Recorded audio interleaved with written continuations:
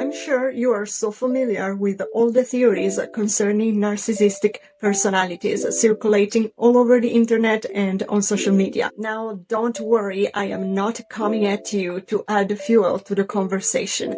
I am so well aware that some people love it and some people hate it. However, some time ago, I was listening to a podcast explaining narcissistic traits from a therapeutic point of view, and I must say it got me thinking about all the stereotypes regarding pathological personalities, because in the end, this is what it's all about: behavioral disorders. As I previously shared, I got diagnosed with a borderline personality disorder when I was 18, over 10 years ago. So in over 10 years of therapy, I was able to debunk all the traits characterizing BPD. Listening to the podcast I just mentioned, I also realized that borderline personalities do have a lot in common with narcissism.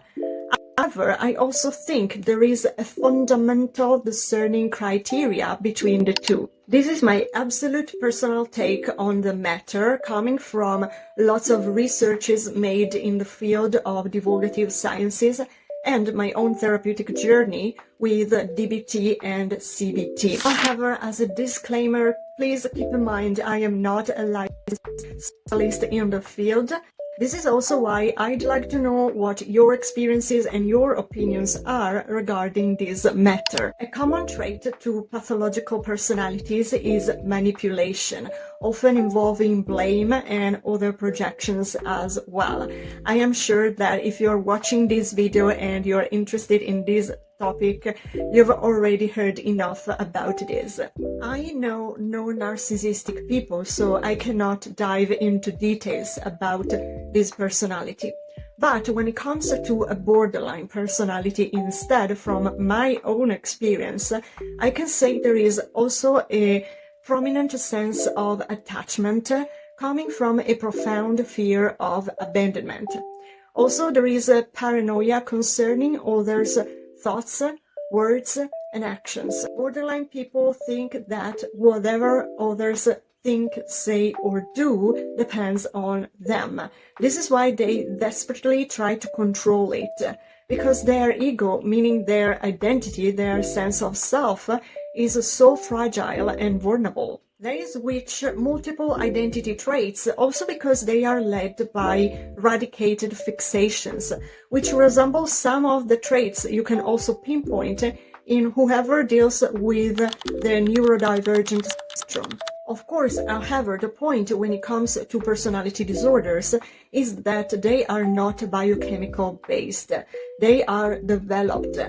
They stem from the environment, the places, and the people that condition someone's development in the most significant years. This is why they manifest in how you behave, and most of all, how you behave in relationships, how you act and interact with others. However, these also mean that you can work on the pathological traits, maybe not to erase them, but to manage them, to build functional relationships. As I mentioned, manipulation is the common trait to both BPD and narcissism. In both cases, it is a matter of control. However, what changes is the purpose of it. Borderline people cripple with ego insecurities. They try to control whatever regards themselves. They try to control their own identity, which is so labeled fragile and vulnerable. Narcissistic people instead, they try to control others. This is why they instrumentalize others. Whatever and whoever surrounds them must be something or someone they can use to benefit from it. Now, apart from this thin line, both these personalities are a disorder. There is no will attached to it. Of course, however, together with awareness, the will is essential to choose to change. And this is possible, of course, not alone, but with the help of counseling, for example. This leads me to my point, the most important point in this video, because my aim isn't to differentiate between narcissism and BPD. My aim is to differentiate personality disorders from selfishness. In this series, I presented you with the catastrophic record of my friendships through the example of this one friend, this one parasite friend I used to have. For so long, I tried to justify the toxic behavior of this person to the point I went to my therapist and I was like, maybe the person is just a narcissist. It's not their fault. Of course, my therapist was like, no, this person is just selfish. Talking with my therapist, I then realized that people who gain awareness about pathological traits, they cannot not change it. They can't not choosing to change once they realize how they behave and also how they can hurt others. Of course, they need help, but they have no other choice than changing, because the alternative would be being a victim to their own personality and to their own disorder. And when I say being a victim, I mean it in kind of a tragic and dramatic sense. If you consider all the victims of mental health and what this means. Instead, people who perpetrate such behaviors aren't pathological. They are just toxic. This is why I used this term to describe my friend.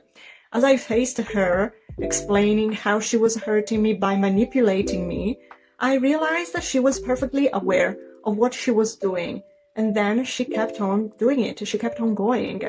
The will to hurt others is not pathological. This is just wickedness, and wicked people choose not to change. For how this is, it helped me to just let go of evil people with no regrets, to invest my resources in people who maybe struggle, but they struggle for a reason, and they are ready to heal together. Let me know what you think about this, and if you have ever met some real narcissist people, or maybe just some selfish people. I'll talk to you in the comments.